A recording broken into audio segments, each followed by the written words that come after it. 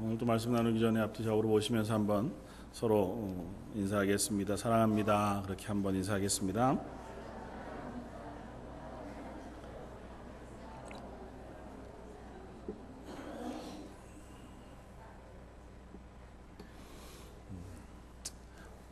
말씀을 나누는 것, 말씀을 듣고 또 그것을 나누는 것이 참 엄숙하고 중요하지만 또 열린 마음으로 하나님의 말씀을 우리가 대하는 것도 필요하리라 생각합니다.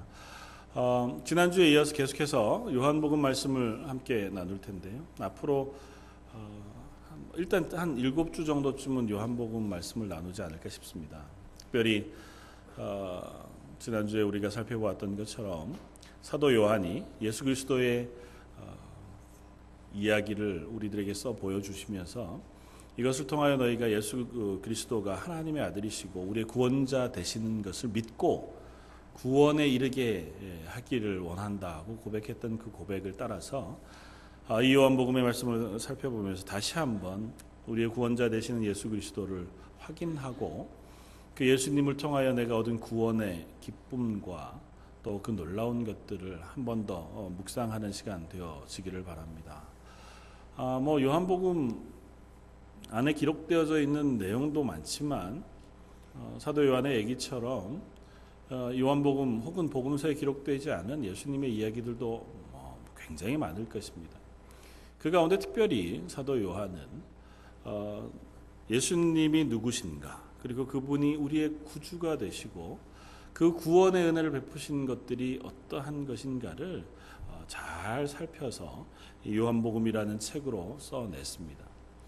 예수님이 3년여간의 공생의 시간 동안에 제자들과 함께 다니셨고 말씀하시고 이적을 베푸시고 혹은 행하시는 일들을 하셨으니까 굉장히 많은 말씀을 하셨을 것이고 굉장히 많은 일들이 있었을 것입니다. 그 가운데에서 사도 요한은 이것이 합당하다 생각되어지는 순서와 방법을 가지고 이 요한복음을 썼는데 읽다가 보니까 요한복음엔 독특한 문체들 혹은 또 방식들이 나오는데 저번에 우리가 요한복음 퀴즈를 했지만 요한복음에는 예수님의 기적 혹은 이적 이야기가 몇 개 나온다고요? 7개. 빨리 잊어버리는 은사가 있으셔서 얼마나 감사한지. 7개의 이적 이야기가 나오고요. 대부분 7개가 나옵니다. 나는 누구다 라고 선포하시는 선언도 7개가 나오고 이 요한이라고 하는 분이 요한 사도가 예수님의 7개의 기적 이야기를 이렇게 배치해 놓으면서 써놓으면서 그 앞뒤로 이 기적 혹은 이적을 요한복음은 특별히 표적이라는 단어로 표현합니다.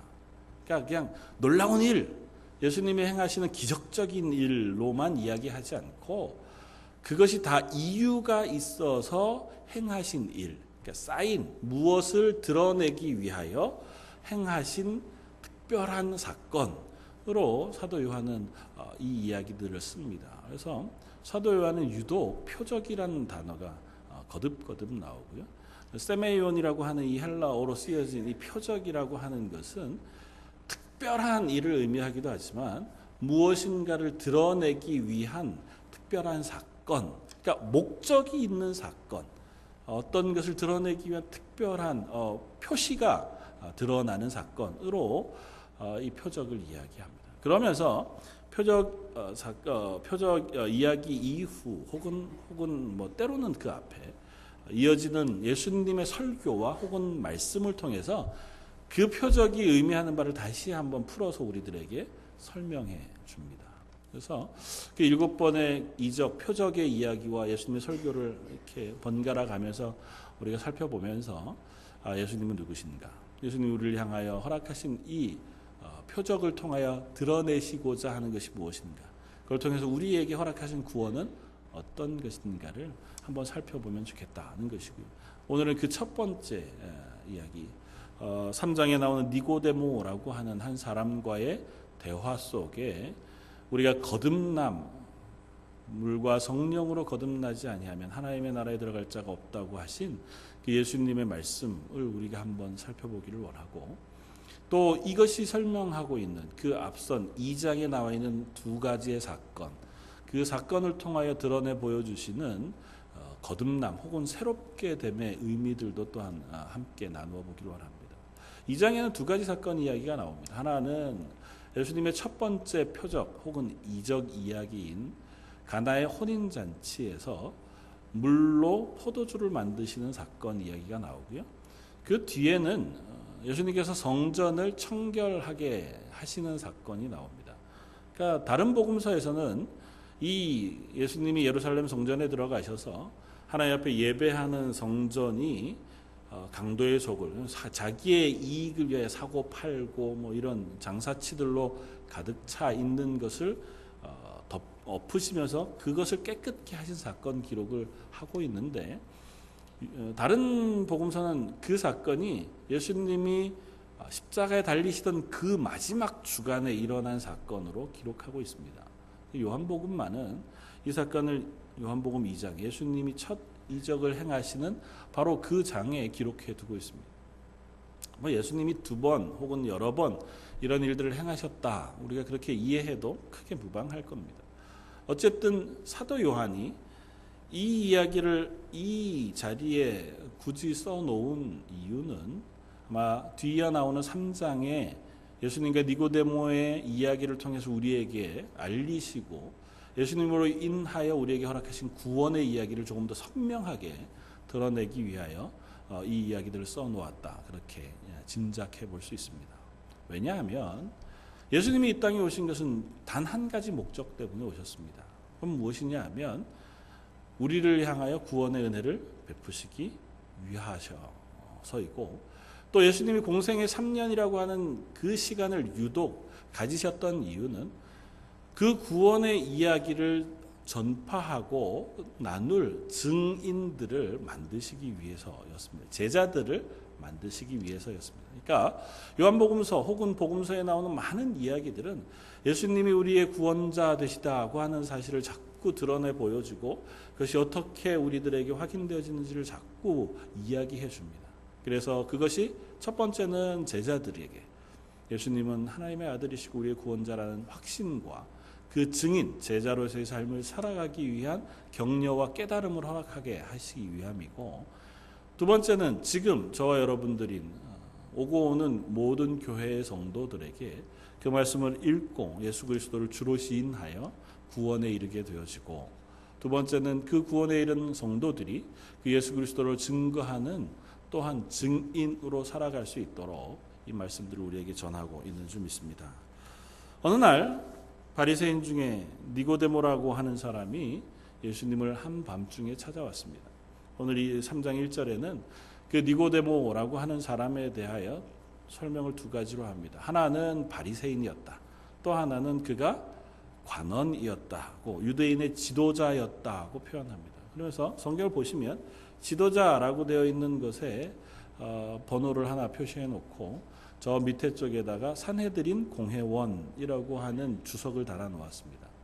다시 말하면 이 니고데모라고 하는 사람은 바리새인이었고 산헤드린 공회의 공의원이었습니다. 바리새인은 어떤 사람들입니까? 바리새인이 지칭하는 바는 명확합니다. 이 사람들은 다른 사람과 구별되어 하나님의 율법의 말씀을 철저하게 지키기 위하여 애쓰는 사람들, 이것이 1차적인 바리새인의 소개입니다. 물론 예수님으로부터 수많은 질책을 받고 책망을 받았지만 1차적인 바리새인이라고 하는 이름의 표시는 그가 하나님의 말씀, 율법을 어기지 아니하고 깨끗하게 잘 지켜서 스스로 구별된 거룩한 삶을 살기 위하여 애쓰는 사람들. 두 번째, 이 바리새인이었던 니고데모가 산헤드린 공회원이었다고 하는 이 표시는 그가 그 중에서도 율법에 정통한 사람이었고 모든 사람들 앞에 존경받는 지도자였다고 하는 사실을 의미합니다. 산헤드린은 지금으로 따지면 국회보다는 조금 더 강력한 통치회의입니다. 그 사람들은 그 회의 안에서 이스라엘 유대인들의 정치적이고 종교적인 것들을 결정하고 때로는 재판하는 그런 힘과 권세를 가진 것이 바로 산헤드린이었습니다. 그러니까 그곳의 공회원이었다고 하는 이 표시는 적어도 이 니고데모라고 하는 사람이 율법에 아주 정통했다. 다른 사람 보기에 율법을 아주 잘 배웠고 잘 아는 사람이었다. 그리고 다른 사람들 앞에 존경받는 사람이었다. 그리고 그 스스로도 그것 앞에 신실한 사람이었다. 더군다나 그가 지금 한밤중에 예수님을 찾아왔습니다. 그리고 예수님에게 구원의 비밀에 대한 것들을 묻고자 하는 것 같습니다. 그걸로 보아 이 사람은 열심도 있었던 사람인 것 같아요. 자기가 기다리고 고대하던 메시아 예수 그리스도 그분이 맞는지 아닌지, 그리고 그분이 맞다면 그분을 의지하여 하나님의 나라를 이루고자 하는 열망이 니고데모에게 있었던 사람이었던 것 같습니다. 그 사람이 예수님에게 왔습니다. 와서 예수님을 만나 인사하면서 하는 이야기가 2절에 나옵니다. 그가 밤에 예수께 와서 이르되 라삐여, 우리가 당신은 하나님께로부터 오신 선생인 줄 아나이다. 하나님이 함께 하시지 아니하시면 당신이 행하시는 이 표적을 아무도 할 수 없음이니이다. 니고데모는 이렇게 얘기합니다.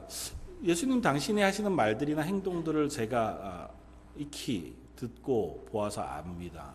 근데 예수님이 행하시는 그 행동은 표적인 것을 제가 보았습니다. 이 표적이라고 하는 것은 다시 말하면 예수님이 하나님으로부터 명령을 받거나 말씀을 받아서 선포하는 선지자이거나 최소한 선지자이거나 아니면 하나님의 말씀을 선포하는 어떤 능력을 부여받은 사람, 아니면 우리가 고대하는 하나님으로부터 보냄을 받은 메시아이기 때문에 할 수 있는 일들을 행하신 것을 내가 압니다.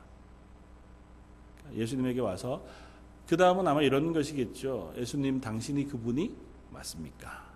라고 하는 질문을 아마 하고자 하는 것일 겁니다. 혹은 당신이 그 표적을 보여주셨다면 저희들에게 하실 말씀은 무엇입니까? 아마 묻는 것일 수도 있겠죠. 예수님이 그런 니고데모를 향하여 이야기하십니다. 3절 예수께서 대답하여 이르시되 진실로 진실로 내게 이르노니 사람이 거듭나지 아니하면 하나님의 나라를 볼 수 없느니라. 니고데모가 얘기합니다. 사람이 어떻게 늙어서 또 날 수 있습니까? 어머니의 태 속에 다시 들어가서 어떻게 다시 나와서 새로 태어날 수 있습니까? 5절에 예수께서 대답하시되 진실로 진실로 내게 이르노니 사람이 물과 성령으로 나지 아니하면 하나님의 나라에 들어갈 수 없느니라. 대화가 좀 독특하죠. 이게 무슨 얘기일까요? 예수님은 새로 태어나지 않으면 구원받을 수 없어. 거듭나야 돼. 다시 성령으로 다시 새로운 사람이 되어야만 하나님의 나라에 갈 수 있어 라고 말씀하시니까 니고데모는 어떻게 다시 태어납니까? 말도 안 되는 얘기 아닙니까? 그 다시 태어난다는 의미가 뭡니까? 예수님께서 다시 말씀하신 건 물과 성령으로 다시 태어나는 거다. 육신으로 다시 태어나는 것이 아니고 물과 성령으로 다시 태어나는 것이다. 그렇게 이제 설명해 주십니다. 그런데 이 이면에는 니고데모가 예수님을 향하여 하는 이 말 속에는 좀 다른 뉘앙스를 우리가 발견해 볼 수 있습니다. 왜냐하면 당시 유대인들에게 이미 거듭난다고 하는 이미지가 있었습니다. 생판 처음 듣는 얘기를 예수님이 하시는 건 아니에요. 어떤 거냐 하면 당시 유대인들은 혈통적으로 유대인이 아니었던 사람이 이제 율법을 지키기로 작정하고 할례를 행하고 율법을 지키는 약속, 언약을 하면 그 사람이 유대인의 회중 안에 들어와 제사하는 이방인으로 살 수 있었습니다. 그리고 그렇게 유대인이 되어질 때 그것을 거듭난다고 하는 표현을 썼습니다. 다시 말하면 니고데모는 이런 뉘앙스로 예수님에게 묻는 것일 수 있습니다. 제가 율법을 잘 압니다. 제가 오래 교회 다녔고 예수 믿기 위해서 성경도 잘 배워서 알고 비교적 예배드리는 것도 빠지지 않고 잘 다녔습니다. 그런데 저더러 예수 믿고 구원 얻으라니요. 이게 무슨 말씀을 그렇게 하십니까? 이런 뉘앙스의 이야기로 읽는다고 해도 별반 다르지 않을 겁니다. 이미 율법에 정통합니다. 그렇잖아요. 산헤드린 공회원이니까 율법을 가지고 재판하는 정도의 수준에 있는 사람이에요. 예수님은 예수님의 말을 이렇게 들은 거죠. 너 할례 받고 다시 율법을 잘 지키기로 약속해서 하나님의 백성으로 다시 태어나는 것이 필요하다. 그렇지 않으면 너 구원 못 받아. 하나님의 나라 들어갈 수 없어. 그러니까 짐짓 모르는 채 그렇게 얘기하는 겁니다. 그걸 얘기하시는 건 아닐 테고 설마 나한테 뭐 그런 것 정도를 요구하시는 거겠어요? 제가 어떻게 부모 어머니 태 속에 다시 들어갔다가 나와서 구원을 얻겠습니까? 예수님이 확인해서 말씀하십니다. 아니다. 물과 성령으로 거듭나는 것이 필요하다. 그러면서 예수님은 독특한 어법을 사용하십니다. 내가 진실로 내게 이르노니. 요한복음에만 특별히 나타나고 예수님만 특별히 하시는 말씀의 표현이에요. 내가 진실로 너에게 이르노니. 제가 언젠가 말씀드린 적이 있는지 모르겠지만 이 진실로라고 번역되어진 말은 우리가 익숙히 잘 아는 아멘이라는 단어입니다. 그러니까 아멘 내가 너희에게 말하노니 이렇게 쓰여집니다. 아멘이라는 단어는 어떻게 쓰여지면 하나님이 이스라엘 백성에게 선포한 말씀을 읽어드릴 때, 예를 들어서 율법의 말씀을 읽어드리거나 하나님의 말씀이 선포되어질 때 이것이 하나님의 말씀인 줄로 제가 믿어 받겠습니다. 그 고백할 때 아멘 합니다. 우리가 기도할 때 같이 아멘으로 화답하잖아요. 그 말씀 그대로 되기를 저도 소원합니다. 그러니까 어그리 하는 거거든요. 그것에 대해서 저도 동의합니다. 그런데 주로 유대인들에게 있어서 이건 하나님의 말씀인 것으로 제가 믿습니다고 고백할 때 아멘 한단 말이죠. 예수님 그 아멘을 당신의 말 앞에다가 2번 씁니다. 아멘 내가 너에게 이르노니. 이건 당시에 유대인 율법 가르치는 랍비들의 어투가 그랬습니다. 보통 이제 랍비들이 율법의 말씀들을 이렇게 설명해서 설교하잖아요. 풀어드릴 때 내가 생각하기에 이 말씀은 이런 뜻이야 라고 얘기하면 말의 권위가 떨어지잖아요. 그래서 그것을 자기가 배운 율법 선생님의 가르침 그것으로 올라갑니다. 그래서 당대 유명한 율법학자였던 가마리엘 문하에서 배운 바울과 같은 사람이었다면 이 말씀은 우리 선생님 가마리엘이 그 선생님 요하임으로부터 혹은 그 선생님의 선생님이 누가 이렇게 해석하여 말하는 것을 들어 내가 너에게 설명한다면 이것은 이런 뜻이다 라고 이제 설명하는 거죠. 그러니까 내가 말하는 것의 권위를 내 선생님과 그 선생님의 선생님에게 빌어와서 그만큼 확실한 말씀이야 라고 이야기한단 말이죠. 근데 예수님은 그걸 내 선생님이 누구고 그 선생님의 선생님으로부터 들어 이야기를 하는 것이 아니라 이것이 내가 하는 말인데 하나님의 말씀으로의 권위를 가지고 내가 너희들에게 말하노니 그렇게 이야기하시는 겁니다. 내가 진실로 너에게 이르노니는 나 하나님의 아들이신 예수 그리스도께서 하나님께서 너희들에게 선포하신 말씀의 권위를 가지고 신중하게 아주 진중하게 너희에게 말하는 것이다 라고 하는 선언을 하고 얘기하시는 겁니다. 이 말씀을 하고 선언하신 예수님의 이야기를 읽을 때에는 이것이 예수님께서 아주 중요하게 우리들에게 전하는 말씀이구나 하고 하는 것을 우리가 이해하면 좋죠. 예수님이 뭐라고 말씀하신다고요? 물과 성령으로 거듭나지 아니하면 하나님 나라에 들어갈 수 없느니라. 안다. 너 율법 잘 지키는 줄 안다. 그리고 율법을 지켜서 혹은 혈통적으로 이스라엘 백성 가운데 잘 서 있는 줄 안다. 그러나 그것이 아니라 그 옛 언약에 의한 것이 아니라 예수님으로 인하여 주어지는 새로운 언약. 그래서 성령이 우리 속에 오셔서 우리를 새롭게 태어나 하나님의 자녀 만드시는 그 변화가 없으면 너희가 결코 하나님의 나라에 들어갈 수가 없다. 구원받을 수 없다고 하는 사실을 예수님께서 선포하고 계신 겁니다.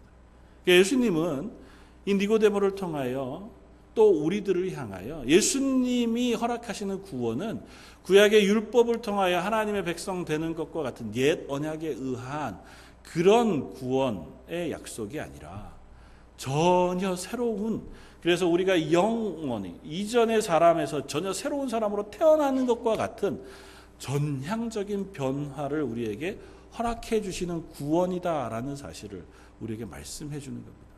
그리고 그 구원은 결코 너희들이 어떻게 애써 수고하여 얻을 수 있는 것이 아니라 하나님이 은혜 가운데 우리에게 선물로 허락하시는 것이다 라고 하는 사실을 우리에게 말씀해 주십니다. 그래서 오늘 본문 뒤쪽에는 계속해서 이렇게 이야기가 이어집니다.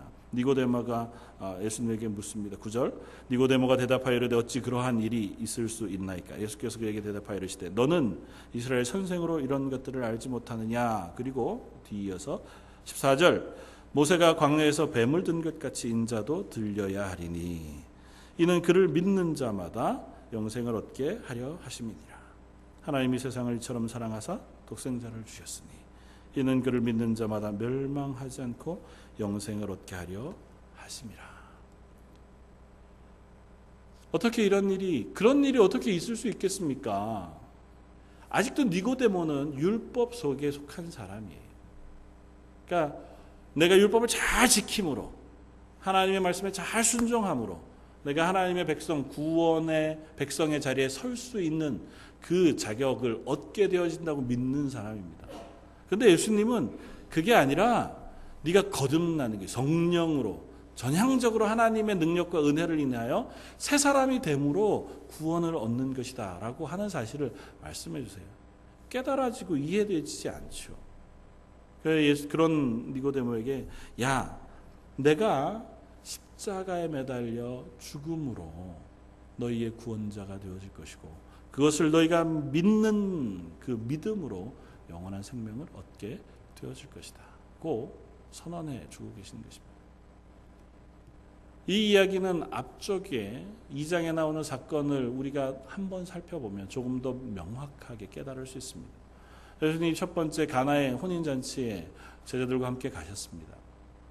잘 아는 것처럼 혼인잔치가 무르익었는데 포도주가 떨어졌습니다. 예수님의 어머니 마리아가 예수님에게 와서 이 잔치에 포도주가 떨어졌습니다. 그 뉘앙스는 포도주를 좀 이 문제를 해결해 주십시오. 그렇게 이제 예수님에게 말하는 거겠죠. 예수님이 어머니 마리아에게 얘기합니다. 이 일이 나에게 무슨 상관이 있습니까? 아직 내 때가 이르지 않았습니다. 그렇게 거절하시고는 그리고 조금 있다가 발 닦는 물을 담가 놓은 물을 포도주로 바꾸어 그 잔치를 풍성하게 만드시는 결국 기적을 행해 주십니다. 그리고 이것을 사도 요한은 이것이 예수님이 행하신 첫 번째 표적이라고 말씀하십니다. 이 세상은 우리의 삶은 어쩌면 이 포도주 없는 잔치와 같은, 그래서 그야말로 아무것도 가지지 못한, 그래서 소망 없는 그런 삶을 살아가고 있는 것일 것입니다. 그러나 예수님은 그런 우리의 삶을 전향적으로 변화시키셔서 풍성한 잔치, 하나님과 동행하는 것으로 바꾸어 주신다고 하는 변화의 이미지를 이 아마 가나의 혼인잔치 속에서 알려주고 계신 겁니다. 그런데 예수님은 거절하세요. 먼저 어머니에게. 이게 무슨 상관이 있습니까? 내 때가 아직 이르지 않았습니다. 이 때라고 하는 말을 통해서 예수님은 적극적으로 말씀하시는 것은 이것입니다. 예수님께서 하나님의 아들이신 것을 드러내셔야 할 때, 그리고 혹은 십자가에 달리셔서 이 구원의 일을 행하셔야 할 때, 그것이 이 예수님이 이 땅에 오신 목적이고 그것을 이루셔야 하는 때인데 아직은 그때가 되지 않았다는 겁니다. 왜냐하면 그 때가 되기 위해서는 선결되어야 될 조건이 있어요. 뭐냐 하면 예수님이 하나님의 아들이시라는 사실이 적어도 확인되어져야 합니다. 그러니까 공표되어져야 하고 그것이 믿음의 고백으로 들려져야 합니다. 그리고 그것은 예수님의 그 구원의 계획을 따라서 이루어져 갈 겁니다. 그런데 아직은 제자들도 예수님이 누군지 모르고 온 모든 예수님 주변에 누구도 예수님이 하나님의 아들이신지를 깨닫지 못해요. 그 상태에서 예수님이 기적을 행하시면 어떤 일이 일어나냐 하면 그 기적을 행하신 예수님을 그냥 기적을 행하는 분으로 쫓게 되어집니다. 그래서 예수님이 나중에 오병이어의 이적을 행하시고 나서 예수님을 쫓아온 수많은 무리들을 향하여 뭐라고 말씀하십니까? 너희가 나를 쫓아온 것은 표적을 보았기 때문이 아니라 떡을 먹고 배불렀기 때문이라고 얘기한다. 사람은 그런 존재거든요. 눈앞에 보이는 특별한 것들을 보면 그것에 마음을 두고 그분에게 가서 그와 같은 이득 혹은 그와 같은 놀라운 일을 얻기를 원하는 것이 우리의 마음입니다. 그 이적이 혹은 그 표적이 보여주는 바 분명한 사인을 보지는 못하게 되어진다는 거예요. 예수님은 그런 이스라엘 백성을 내가 너희에게 보여줄 표적은 내가 너희에게 보여줄 사인, 표적은 요나의 표적밖에는 없다고 하는 사실을 분명히 말씀하세요. 그리고 그 이야기는 오늘 본문 앞쪽에 2장 가나의 혼인잔치 바로 뒤에 이어 나오는 성전을 청결하게 하신 사건 속에 드러납니다. 내가 너희들에게 보여줄 표적은 이런 사람을 살리고 먹을 것을 허락하고 아니면 너희를 고쳐주는 이와 같은 기적 행하는 것이 아니다. 내가 너희에게 줄 것은 내가 하나님의 아들이라는 사실 그리고 너희의 구주로 왔다는 사실 너희로 하여금 믿게 하고 그런 내가 너희를 위하여 십자가에 매달려 죽음으로 너희의 모든 죄악을 다 지고 죽어 너희의 구주가 되어지는 그 일 밖에는 내가 너희에게 보여줄 것이 없다고 하는 사실을 예수님이 말씀하고 계신 겁니다. 알 수 없죠. 깨달을 수 없습니다. 그냥 일반적인 이성을 가진 우리들로서는 그 예수님의 말씀이나 예수님의 구원의 방식을 확인하고 깨닫기가 너무 어렵습니다.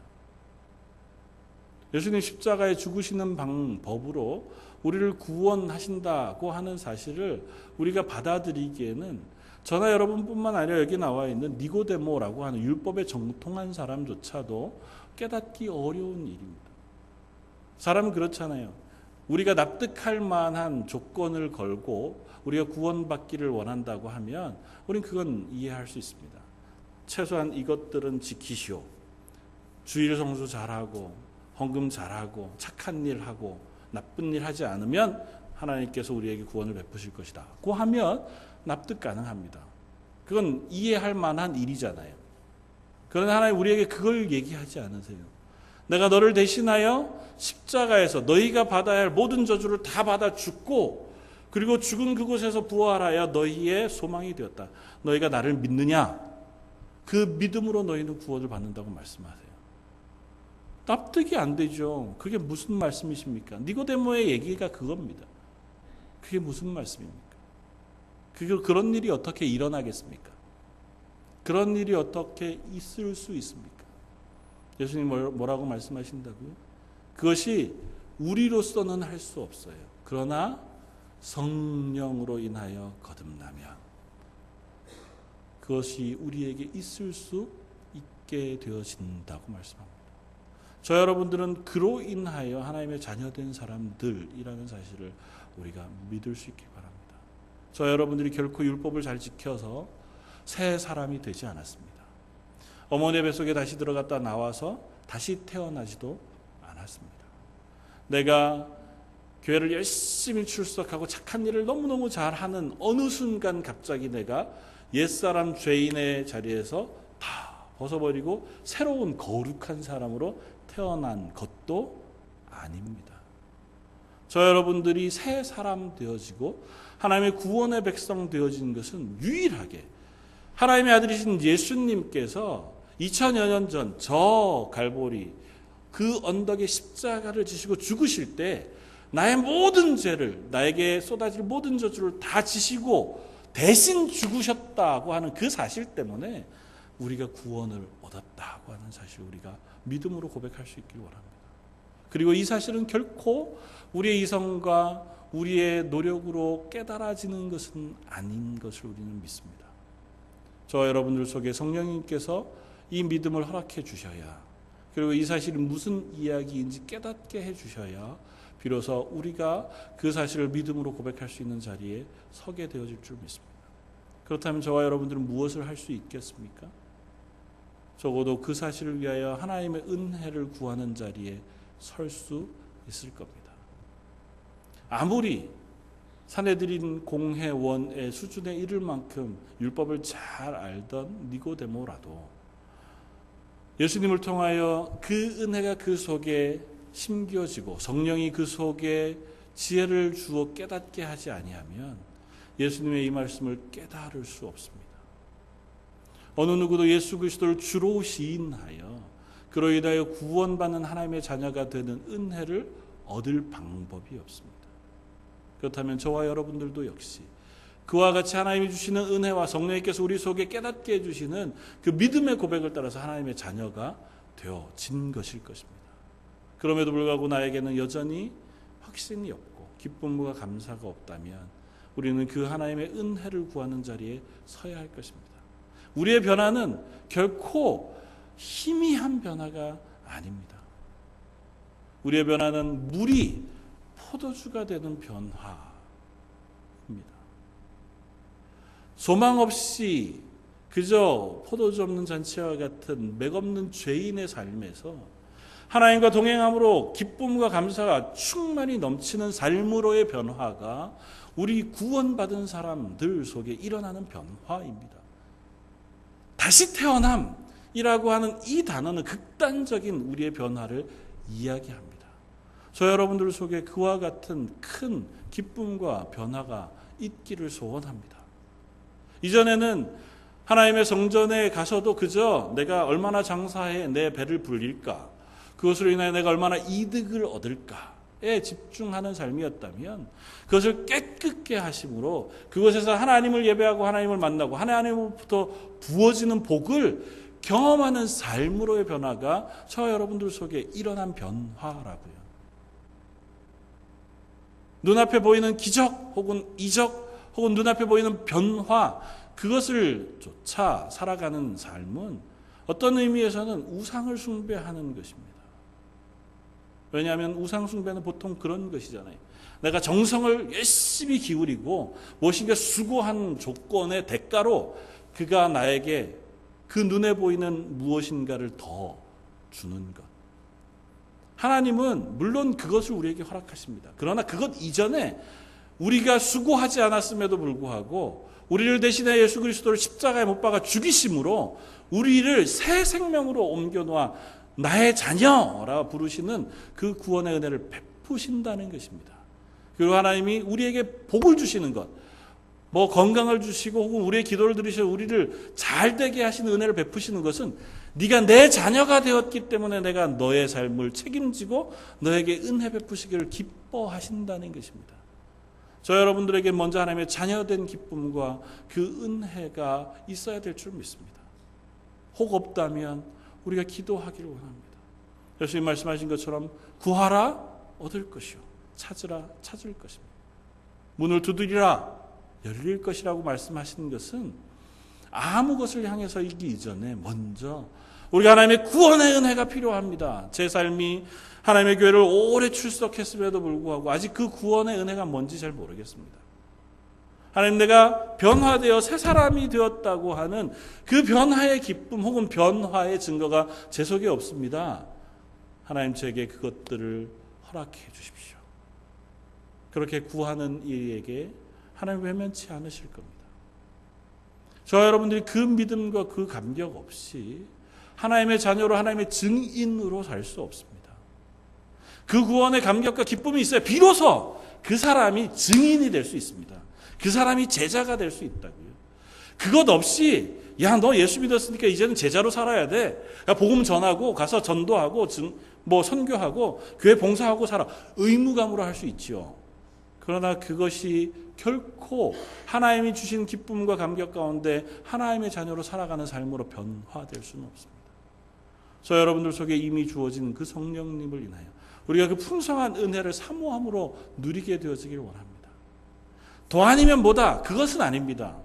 우리가 구원 받았어도 여전히 그 구원의 감격과 은혜의 풍성한 것들을 깨닫지 못하는 자리에도 있을 수 있어요.